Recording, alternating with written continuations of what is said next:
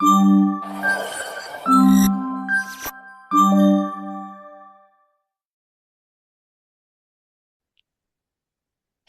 everyone, and welcome to Project Kin's Speakers Corner. This is a very special series brought to us with one of our very special members, Jennifer Jones, bringing together, stepping up to the microphone at the Speakers Corner, are several of our members wrapped around a theme. So with that, let me get out of the way as I'm blurring out and turn it over to Jennifer. Go ahead, please, Jennifer. Thanks, Barbara. Um, yes, I'm Jennifer Jones from Tracking Down the Family, and I'd like to welcome everyone along also. I say thank you to everyone for coming along today, and we've got two great guests to give us some very interesting stories today. So my guests are Marian Beaman from Marian's News and Xanthe Hall from X Factored News Family Stories. I must say, Xanthe is joining us all the way from Germany today, so we're definitely international. And so thank you to both of you for coming along and joining us. Marian and Xanthe, as Barbara mentioned, we have a theme each month.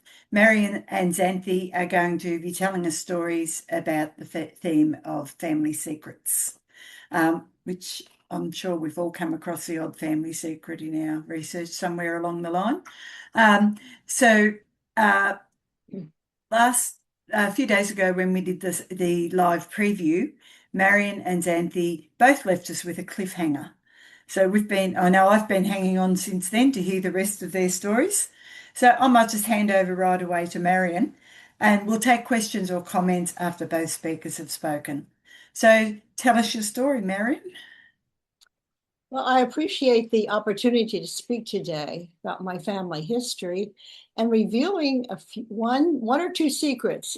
I won't review everything, but Xanthe and I get two chances to explore our family history, a very good thing.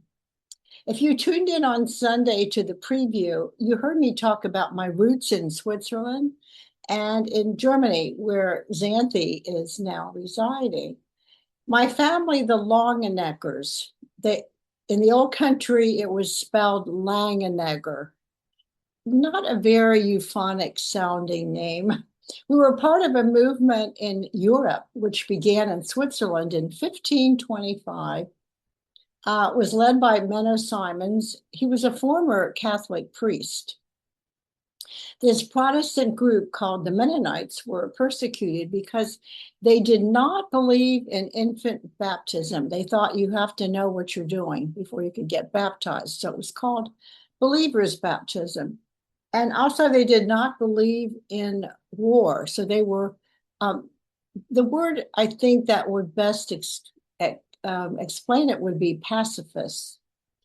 And they were persecuted, burned at the stake, drowned, fingernails pulled out. It was hideous. They started in Switzerland, so they moved to Germany where they thought they would fare better. No, they didn't. Wealthy Mennonites in the Netherlands paid their passage on the good ship Hope. Isn't that a wonderful name for a ship if you want to get out of the country and go to the colonies? That happened to my particular family in 1733. So they could worship as they pleased in Penn's Woods. You've heard of William Penn. He was the leader of Pennsylvania, and they enjoyed cultivating fertile soil and tilling the land. They were excellent farmers.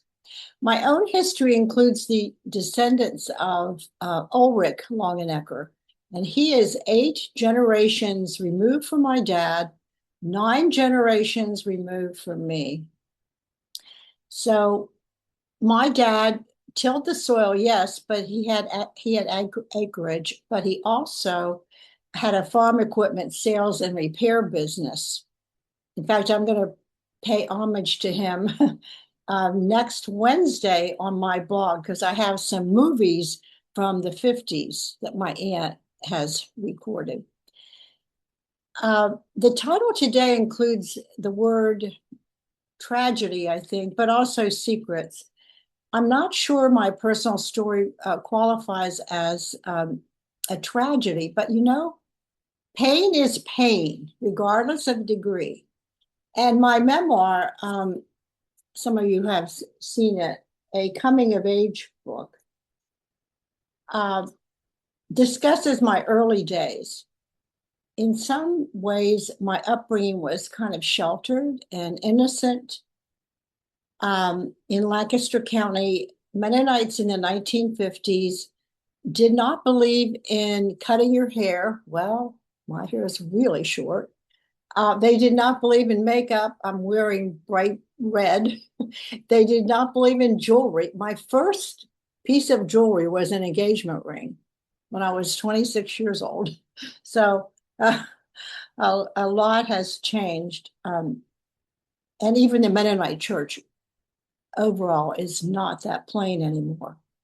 After I retired from teaching, I had time to review my life and I had some questions. And the prologue in my book opens with a confrontation with the bishops. I was teaching at a Mennonite school. I love the students. I love teaching English, but they had weird rules. And you can't wear red. You can't have patent leather shoes. I sort of flirted with the edge of all of that. And once the bishops formed a circle, and I was their target, and they were criticizing my. I see Jennifer's mouth hanging open. They were criticizing me. I couldn't believe this, and I thought, I'm not going to stand for this anymore. So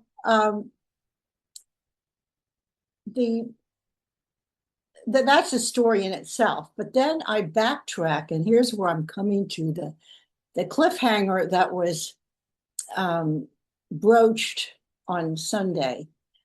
My father was heavy-handed in his treatment of me.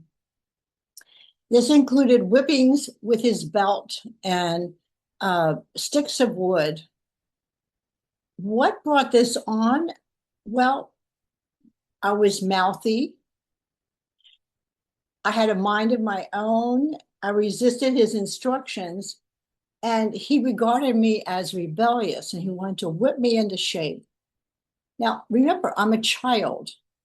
He's the father, so he has the authority, and I'm the child. And he thought I deserved harsh treatment. Sometimes I was even penned up in a dark cellar. It was scary. And in retrospect, I'm certain I would have responded to a lighter touch. So here's the secret. My unanswered question. I wrote my memoir in 2019. So before that, I was asking myself, okay, why is my dad so angry? What is behind this? So, and I was the target. My sisters were not. Oldest child, I mentioned I was mouthy. The answer to, let's say it's a partial answer to this, came for me after my mother died. She died in 2014. I have two sisters. One lives in Florida and one still lives in Pennsylvania. If you've ever cleared out a house, especially a house that old people live in, or several, let's say, generations have lived in, there's so much stuff. So we pad up to the attic. And my sister, Janice, who's a nurse, found her notebook, her sociology notebook. And I remember the professor, Dr. Stelsfuss, and he had them interview a family member and with specific questions. So my sister, Janice, interviewed my grandmother. I was talking about my father's beating and so on. That would be her son. And his sister, my Aunt Ruthie. So I think I'm going to just read a short passage here that will save some time. I thought of the mystery of my late father. For most of my life, I had wondered about his anger. What was its source? Why was he at times so fiery tempered, full of fury and rage? And why had he singled me out as a target of his wrath? How did this all relate to the wounds I had suffered and the scars I still bore? So I thought the notebook might show some clues, and it did. According to my grandma, my sister Jan recorded in neat cursive quite frequently. My aunt Ruthie, that's my dad's sister, was a bit overbearing and would try to mold their lives into her set patterns. In an entry dated May 1966, I read, now this is from my sister's journal, I read these revealing lines she recorded. Grandma is speaking. She, her daughter, my Aunt Ruthie, was so much younger than her brother and neighbor friends. And after they would close the gate, they wouldn't let her play. Of course, she didn't like that and she retaliated. As the interview continued, Grandma described my dad, Ray, Ruthie's sister. He was cautious. He didn't want his sister to dominate me, didn't like when his sister tattled on him. And then a snapshot. This is my grandmother describing my Aunt Ruthie. She was insistent. If she had something she wanted, she went after it. She was harder to discipline. Oh, found my place. And always wanted to get her way. She had her mind of her own. Her father doted on her. Now, I wondered after all these years whether my aunt's dominating my father, though he was 3 years older than she, had caused him to want to get even, transferring his wish for revenge toward his sister onto me, his feisty older daughter. And then I asked a few questions in closing. Was I the scapegoat for his sister Ruthie's bullying when he was a child? Did I represent the embodiment of his sister? Did he observe her same pedigree reincarnated in his own daughter? So I thought, well, you can guess what I thought.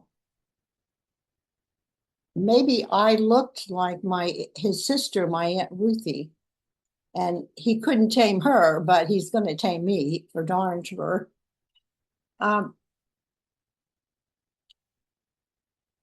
What mitigated the harsh treatment by my dad was the fact that I had two homes.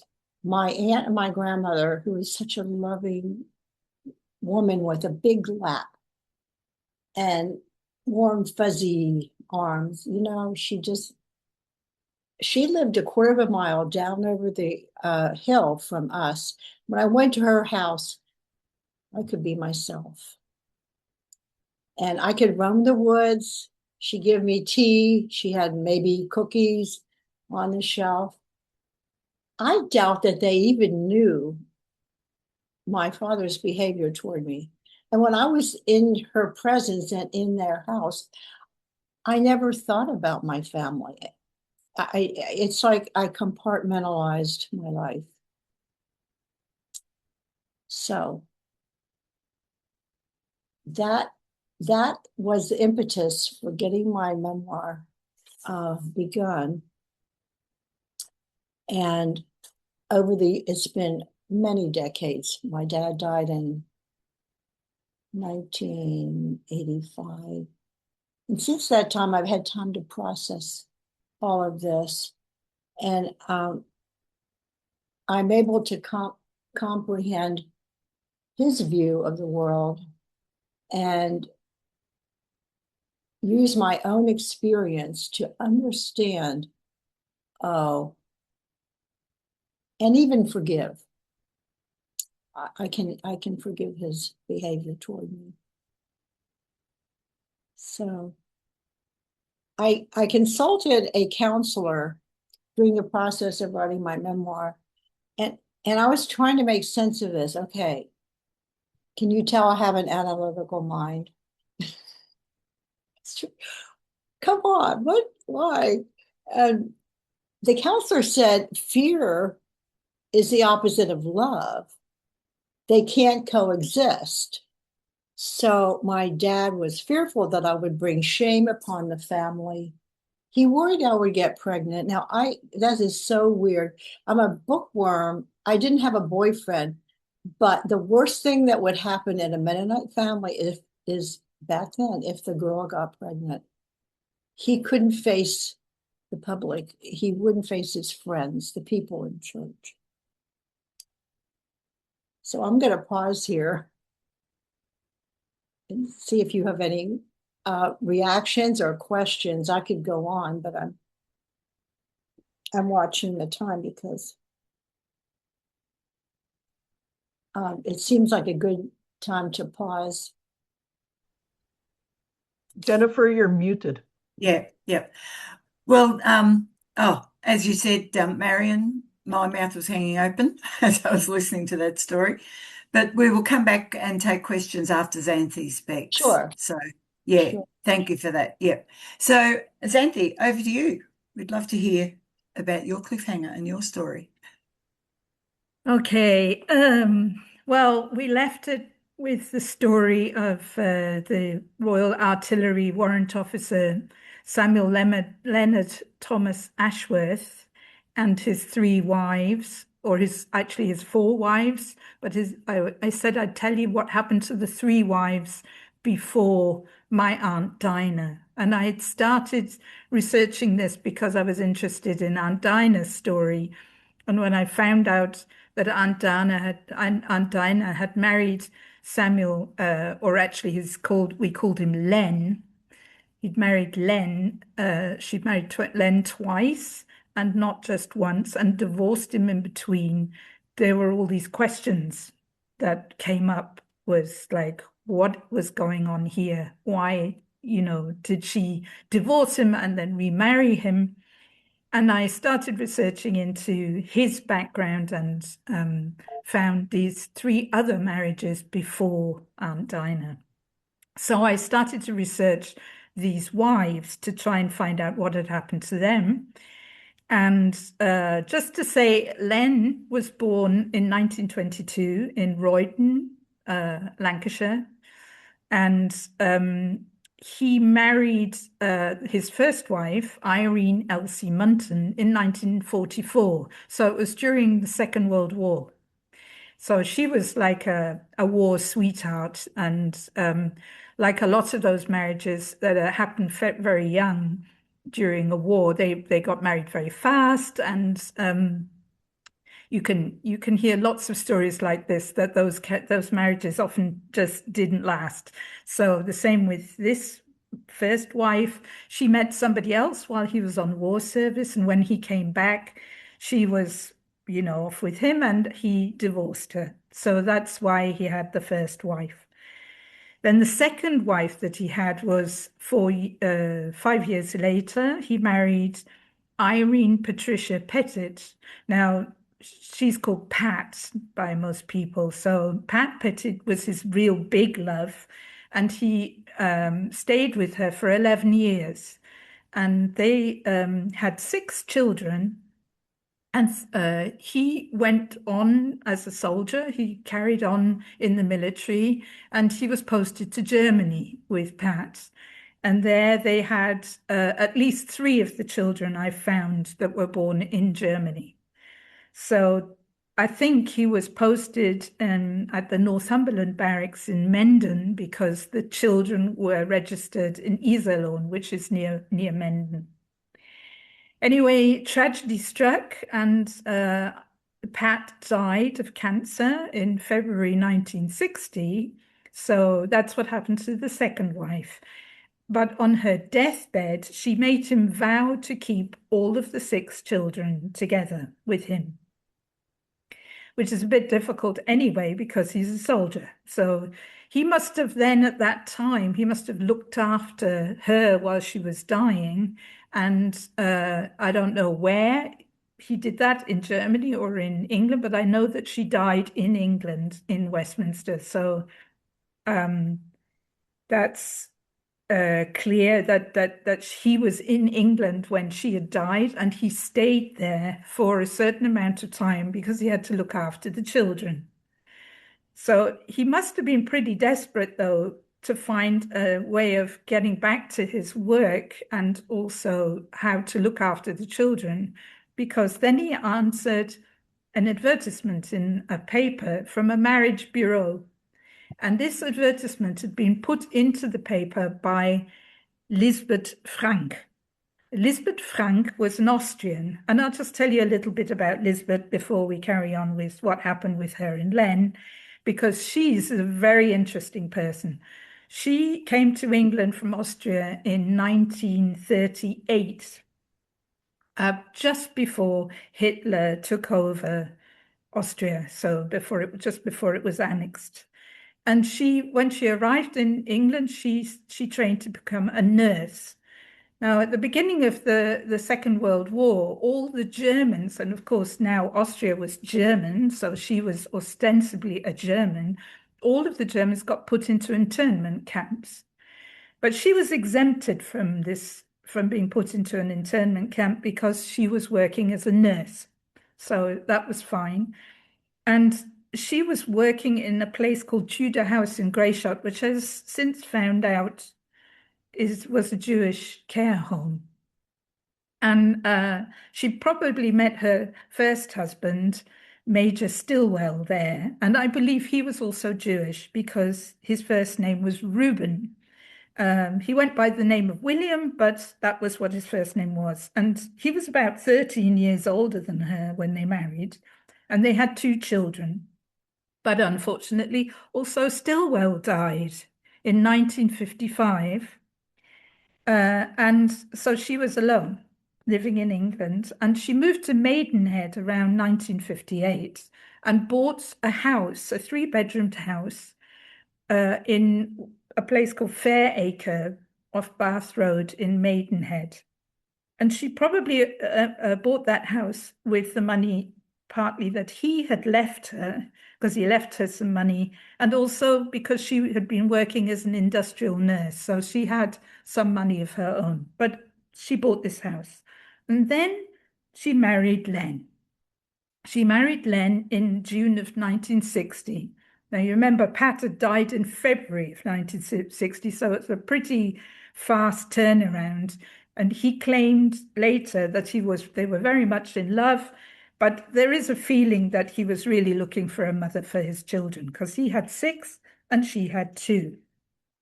So they moved into the house in Fairacre all together. So that meant that there was Len and there was Lisbeth, and there was 8 children, and the house had 3 bedrooms, so it was pretty cramped.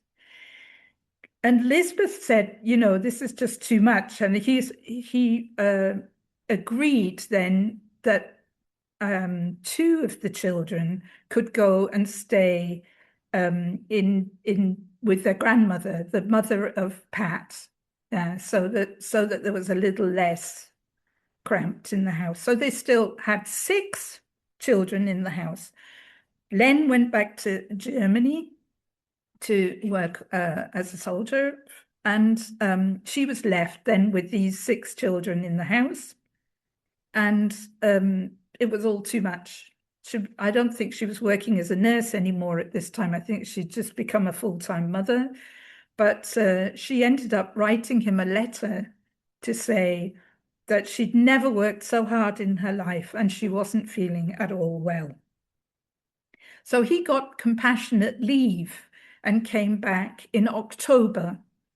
I don't know when he received the letter, but I know he came back in October as a result of that letter. So he managed to get compassionate leave to come back. And the idea had been that the whole family would move to the barracks in Germany with the 8 children in November. And she'd already started to work on this problem by or get it organized by putting the house up for rent as a furnished house. And she was getting all this stuff in order to move. But she said, didn't feel that well, I'm getting ahead of myself here because I don't know what she said. I only know what he said she said. So we'll go on to what happened when he arrived. He got there and they had a row on the night of the 14th to the 15th of October, 1960. The row was about the children, ostensibly. So, as I say, I only really know what he said happened then. He claimed that he lost self-control under provocation from Lisbeth because she said she wanted him to have some of his children adopted. And then he attacked her. And it was unclear what he'd actually done to her, because when the police arrived at about 2 a.m. in the morning, he was standing there with the baby in his arms saying he'd stabbed her. But when they went in, they found Lisbeth lying on the sofa, blood all over her face and broken glass everywhere. And it seemed that what actually he had done was he had had a bottle in his hands that he'd been washing up while they were having this row. And he'd hit her over the head with this bottle. Now, the inquest had said, the pathologist had said she was hit over the head with a blunt object. And they decided that it must have been this bottle because of all the glass that was all over the place that had broken on her head. But she did not die from this blow over the head. He had strangled her. That was what happened. And that was what the inquest found, was that she had died of asphyxiation due to manual strangulation. So Len admitted to killing her, but he also said that he didn't really know what he was doing when he killed her. He said that he'd snapped, and the next thing he knew was, and here the reports are contradictory in the newspapers. In the one, he says he snapped, and then all he knew was he had something in his hand and there was blood everywhere. Or in another report, he said he snapped and he had his hands around her throat. So the question is, when he snapped, did he have a bottle in his hand or did he have his hands around her throat? So this isn't clear. And I would love to answer what really happened, or how he explained those contradictions. But unfortunately, the court records that are on the National Archives, or at least, they say that they exist, they're closed, and they're closed for 100 years and can only be open in 2060. So I won't be around then, I guess. And I thought about trying to put in a request under Freedom of Information Act, but I'm not related to Samuel Leonard Thomas Ashworth, or Len as we call him. I'm only related to his next wife, who's my aunt. So there's no chance that they're going to give me these court records just so I can get this story straight. So he was charged with murder, first of all, and then about a month afterwards, they decided to reduce this charge to manslaughter because they found no evidence of express malice or an intent to kill. And the trial was put off till January, and it took only less than a week for the judge to decide that he was going to give Len a sentence of 4 years imprisonment. And he said, I'll quote it, this is a more than usually distressing case. You are a man of good character and fine reputation.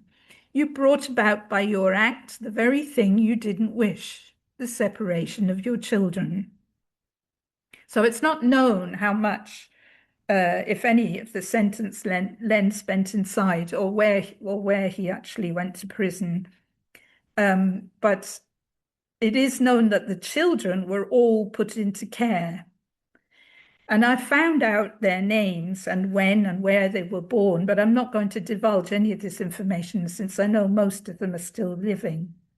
There are reports about this murder that I read all of the reports said, and it really was reported very widely across the country. They seemed to be very much on Len's side, calling him a devoted father and saying he was provoked or incited by Elizabeth to attack her.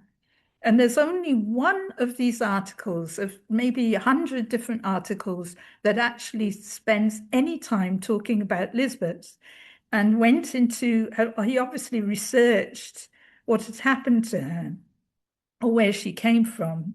And I'll just tell you a little bit about that. I mean, because that's where I started from. The research about Lisbeth was basically the paper didn't say whether she was Jewish or not, but just said that her parents had sent her away in 1938 before Hitler took over Austria.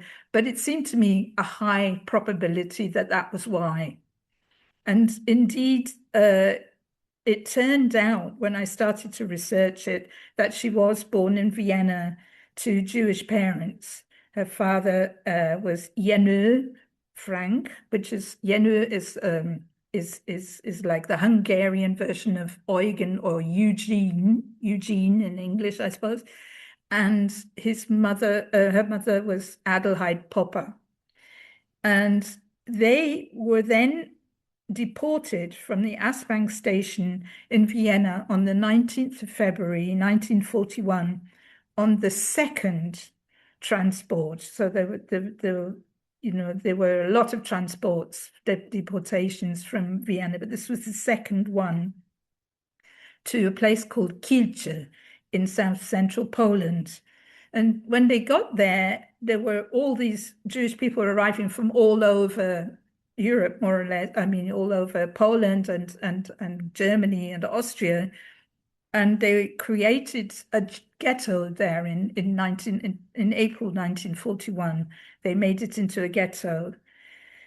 Before mid-1942, 4,000 people had died from hunger and infectious diseases due to overcrowding in that ghetto. And it's not known if the Franks were amongst those 4,000. By the time the ghetto was ended and everybody in August 1942 was sent to the death camps, there were probably about 250,000 that were sent there. And the inhabitants were then taken to the death camp, and they were put into the gas chambers and murdered there. In Kielce, only about 2,000 remained. Some of them were sent to other camps. The rest were massacred. So in Treblinka, about 870,000 to 925,000, very various numbers about how many were exterminated in the gas chambers there. But after there was an uprising there and the camp was destroyed, and it was decided not to rebuild it because they reckoned they more or less had finished the job. They'd managed to get rid of all of the Jews in Poland and elsewhere. And so they took only the remaining prisoners that didn't manage to escape to Auschwitz or Buchenwald, and they were also killed. So it's quite obvious that the Franks didn't survive. Yeah. They didn't escape in any way, and we don't know where they died or how they died, but we know that they didn't survive and that they were killed by the Nazis. I'm wondering how much more time I've got here, but I'd just like to say a little bit about my aunt, because she started this all up. And so he must have done some time inside, I suppose, but then he came out in 1966. He maybe met her earlier, but he married my aunt, Dinah Julia Hall, and they had a son in 1967. It's possible he went back into the army and they went back to Germany. I seem to remember vaguely that my father said that his sister lived in Germany, so I guess they did. And then they divorced in 1978. It's absolutely, I have no idea why they divorced, because I can't get those divorce papers. They're too recent. And again, you have to make an application, and you have to know the court where the divorce happened and all these things that I don't know. So I had no idea why she divorced him. I have this fantasy that she didn't know about this murder, and then she found it out, and that might be why she did divorce him. But who knows? Maybe he had an affair, but he'd had several women before, so that's possible. And in the end, they somehow got back together again. He was obviously a very charismatic person, according to my stepmother, who met him.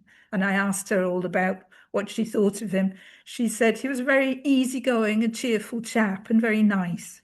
So it's quite possible that he was charismatic and able to persuade Dinah that at least for the sake of their son, they should stay together. So they did. They got back together in 1981, and they lived the rest of their life together. So they went back to Lancashire. Dinah died in 2009 of cancer at 77. And as far as I know, this is not confirmed, Len died in 2014, and he was, I think, 91. Yeah, I'm still waiting for his death certificate, so I'm not absolutely sure about that one yet. And that's the story of Uncle Len, the wife killer. And what a story it is, Xanthe. So many things going through my mind while you were talking. And it's actually, there's so many stories within your story, aren't there? You know, how long have you been researching this story? I started, I started doing it for the A to Z challenge. So it was April, and Yeah, I'd right. started it. I'd done Aunt Dinah for the Ancestral Women's Challenge, which was in March. Yeah, So yeah, it was kind of like, I started at the end of March, say, and yeah. decided I was researching all the way through writing it, and yeah. I've left it for a while and gone back again a couple of times, and just now preparing for this, I updated all of the Yeah. posts from Yeah. the A to Z and sourced them, which I hadn't managed to do. You know how it is when you do a Oh, daily yeah, post. And yeah, we were talking about this in the round table. I was mad enough to try and do it one a day and literally, write them on the spot. So ah, that I really needed to go over them again and yeah, also add in yeah, the information that I hadn't had yeah, before, and also through sourcing it and looking for those citations, I found more stuff. So yeah, that's yeah, meant that it's been updated quite a bit yeah. now. It's a huge amount of information to gather together in a short period of time. So, but I really think there's more stories in that story, Yeah. waiting for you. Yeah, yeah. I'll just read before I go to questions. Laurie has just popped up something that when people ask me why family history matters, this kind of story is always my answer. Learning about our people pushes us, forces us, and motivates us to make history real and visceral and part of who we are. And it's so true, isn't it? It just says it there. Yeah, yeah. So any questions for Xanthe or for Marian? Just unmute if you have a question. No? I have a question. So great stories, both of you. Really, really moving and emotional, I think. Yeah. Probably. So my one question is just practical one. Xanthe, you said you did try to get court records and you weren't able to, or? No, I didn't actually apply for the Freedom of Information Act, but the records are closed, and apparently this happens if they think that it's a case which is very sensitive for the family. So Got I it. guess Yeah. that's what happened, that they decided to close it for. I had to think a lot about whether that meant I shouldn't talk about it because it's quite a recent case, and all of these children went into care And yeah, I have actually found one of the children on Ancestry who has put up his tree in July of this year. So it's public, the tree, and it felt to me like that was him saying, I want to know more about this.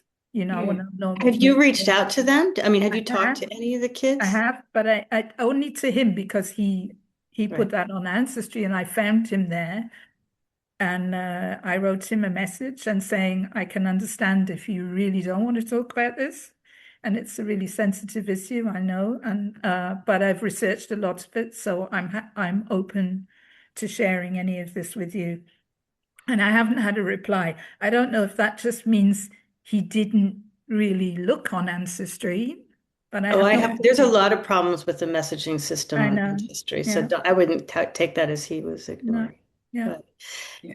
and so, yeah, so this is for both of you, was it, it's one thing to learn about this, when we're reading about all these sensitive secrets, was it, you just answered part of it, was it a little sensitive for both of you to kind of put this out in public? And I mean, Miriam, you wrote a book, so. Yeah. How, just on from what Kristen was saying there, how you obviously wanted to tell your story, Marian, and put it out in public, or you wouldn't have written a book. But did you find it difficult? And how did you feel when it came out? Yeah. I often wonder about I that. think I'm unmuted. Am I right? I'm unmuted. Yes. Yeah, I had so much support. I yeah. started blogging in 2013, and I found a Mennonite woman who wrote her story. I had gone to, it had nothing to do with Mennonites. It was an extended, at University of North Florida, they had extension classes for retirees, mostly retirees, but anyone could go, anyone who was an alumni of University of North Florida, which is where I got my master's degree. And I couldn't, I went to a presentation called What the Heck is a Blog? And then I see this, I could tell from her married name and from her maiden name that she was Mennonite, because names are very important in a culture as isolated, specific, and separated as mine. And she became my first mentor. And then I found a whole bunch of other people. You know how it is. If you reach out and you find one person, then it kind of grows. And I had so much support.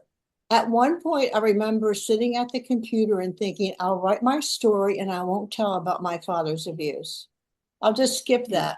Then the next day I thought, that's not authentic. I'm lying about my story. And mostly my book, when it finally was published, was well received. And I heard from people who had similar abuse, and it was the ones that wrote reviews about this were men, and I didn't expect to find men. I don't know what I expected, but because I'm a female writer and memoirist, many memoirists, not all, but many are women. So they said, "Oh, you told my story and I feel free." It was like, oh my gosh, I'm so happy that I didn't talk about a walk in a Mennonite meadow and leave it at that.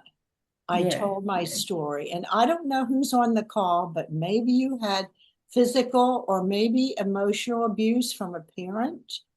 And I can tell you, it's not that unusual and you can work through it. It took me a long time, but it doesn't have to take you 50 years. But I had the support. Also, I took I don't know if any of you know Linda Joy Myers, but she has a National Association of Memoir Writers, and she guides us through the process, the emotional and the writing as craft, all of that.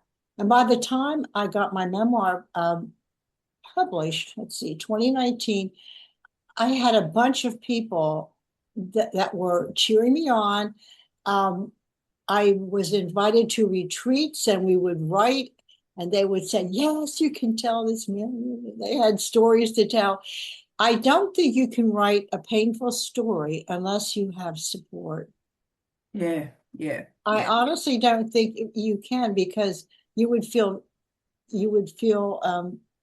exposed and not yeah.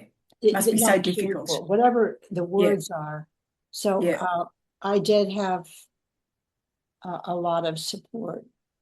And So then something must have, when it got published, very few, a lot of, I was invited to his Mennonite Historical Society, and many of the people in my church wrote the book, read the book, and only two of them said, "Oh, you should." In fact, my sister said, "You shouldn't have said that. You should have kept it all quiet."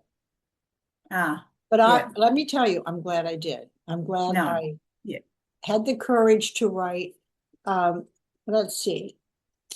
Have you know the quote by Anaïs Nin? And the day came when the risk to remain tight in a bud was more painful than the risk that it took to blossom. yeah, that's beautiful. I Yeah, yeah, actually thought I won't survive if I don't tell my story. And I yeah, have great respect for the Mennonites. I haven't, in fact, my faith is intact. I just don't practice it the way it was pointed out to me when I yeah, was a yeah. teenager. So one question that came up for me, Marian, was your relationship with your father. When you left home, did you leave home, just when you married or went off to work, or did you Uh, leave home because of your yes, father's? and he approved of my marriage. Yeah, I yeah, was not marrying a Mennonite, and my mother, yeah, they liked my husband so much. And I remember I'm in my mid-20s, so I'm not a kid anymore. And yeah, they liked him and supported my marriage, but my husband saw that I was like this, yeah, and yeah, yeah, all, and I guess he rescued me. yeah, yeah, In fact, my plan, Xanthe, I was going to go to Germany. The Mennonites had a program called Teachers Abroad, and I could go to Germany. And then I would find a blonde haired, blue eyed German boy, and I'd learn a new language, and then maybe I could get married and just live yeah. like I wanted to. That was, but then I met Cliff, and he's blue eyed and blonde hair. But not, He doesn't speak German. He looks very German. yeah, yeah, yeah. Oh, that's lovely. Um, Jennifer, can I just jump in yeah, because the subject is secrets and I mean, the story I've just told you was obviously kept a secret because my yes, father really did know that his sister had married a murderer because in the end, I asked his second wife, who's still alive. My father is no longer alive. And she basically confirmed that they did know. And I don't know yeah, what point they did, but this is just the first of many secrets that yeah, were kept from us. And I started to write about this as well. I wrote my father's story and something about this whole secretiveness thing. And I wanted to start on my mother's story, which is a lot more difficult because she was also mentally ill. And and then I reached out to my sister thinking maybe, I should ask first if it's okay. Some of you followed the story because I talked about it on Substack. But and she said she would look at the first draft about my mother, and she did. And then she came back and she said, I don't want any of this published. I don't want you to publish anything about our family. And that was yeah, it. So yeah, I took all the stuff about my father offline again, and I just put aside the draft. And I thought, okay, there's nothing I can do about that because if it's too painful for her. And I know my other sister, she just won't let me even talk to her about the family. So, you know, these secrets have done a lot of things to our family. It's another kind of abuse in a way, you know, to find out that you have grandparents you never met and Yeah. aunts and uncles you never met, and that they all Yeah. they have all these lives and nobody told Yeah. you anything about them. Yeah. Exactly. Yeah. It's really, really very difficult. Yeah. And I think I agree totally with what you just said, Xanthe. And I think Marian, she shows that point, doesn't she? You know, what keeping that secret for longer would have done to her, you know, just putting Right. the secret out there My was enough to, publishing, yeah, the memoir being published told my story. It helped me resolve, oh, it's out there and it's doing some good. yeah, People are yeah, blessed by it or they relate to it. Also, there's so much history in the book, you know, the yeah, Eisenhower years. I have recipes in there, sayings of my mother and father both listened to German in the home, but they never learned to speak it. So they made up sayings, just weird sayings that are yeah, in there. Um, yeah, and yeah, and some mementos for my grandmother. She was accosted by some man when she was walking to her piano lesson, and the newspaper sort of played down what might have happened. It said her virtue was intact. Well, oh, I don't know.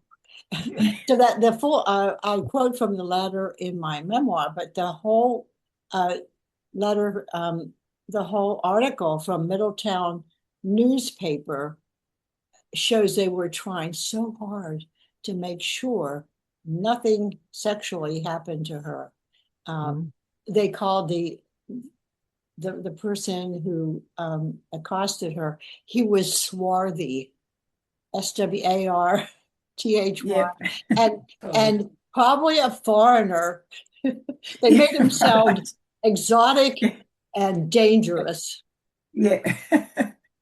Yes, and with Xanthe's story, you know, it seemed like he Len Len was charismatic and great, and everyone loved him. So you know, it was all fine, almost. You know, and how often are we still hearing these stories today? Is what I keep thinking. So, well, I'm looking forward to watching it again because I just have to hear these stories again and just sit and be able to concentrate a bit. I'll hand over to Barbara, but before I do, I'd just like to say thank you so much for Marian and Xanthe for coming along and just being brave enough to tell your stories, you know, and we do really appreciate that. Yeah. Our guest next week will be Kyla and Kyla Bayang from Roots Tech Root Squad Roundup, and Jude Rhodes from Yorkshire Family History.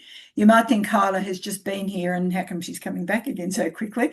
We all love Kyla, but we had a cancellation in November and Kyla, you know, jumped in and took that over. And Kyla, being Kyla, wanted to keep her spot in February again. So they will be back to tell us stories about immigration in their families. And Barbara will be putting all the links. And, you know, if you want to be a speaker, I say it every time, but please pop your name in. We'd love to get you on our list. So thank you very much. And thank you to everyone for coming. Over to you, Thank Barbara. you. Indeed, thank you so much to everyone. I'm bubbling over with feedback and thoughts. I mean, the most important things to me in all of this is really a lesson that carries forward to this entire series, and that is, you mentioned it right at the beginning, Marian, with your story of a found school project, which was simply to capture an oral history and how that became a document that in generations to follow becomes, it starts to open a story. I am thinking for you, Xanthe, in the long arm of history and time and the work that you've done in telling this story and how that will carry forward.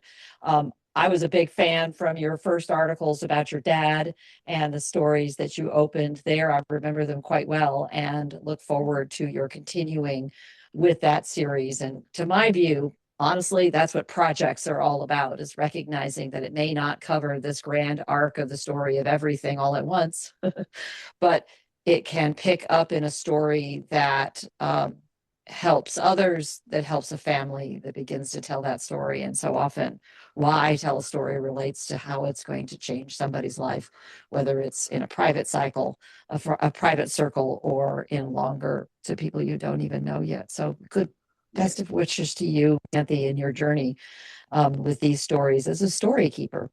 So again, thank you all, and especially to you, Jennifer, for the vision for this series, for carrying it on, and all of this hard work, keeping it all in focus, which apparently I don't seem to be able to do. Thank you, Sorry about that. I'll Jennifer. work Thank on you, that. Barbara, and all the attendees. I so appreciate this opportunity. Thank you. Thank you. Thank you so much. Thank you for coming. Thank you all. Bye-bye. We'll see Watch you. for that video and drop your comments in the video. Thank Thanks you. again. Bye-bye now. Bye. Thank you. Bye.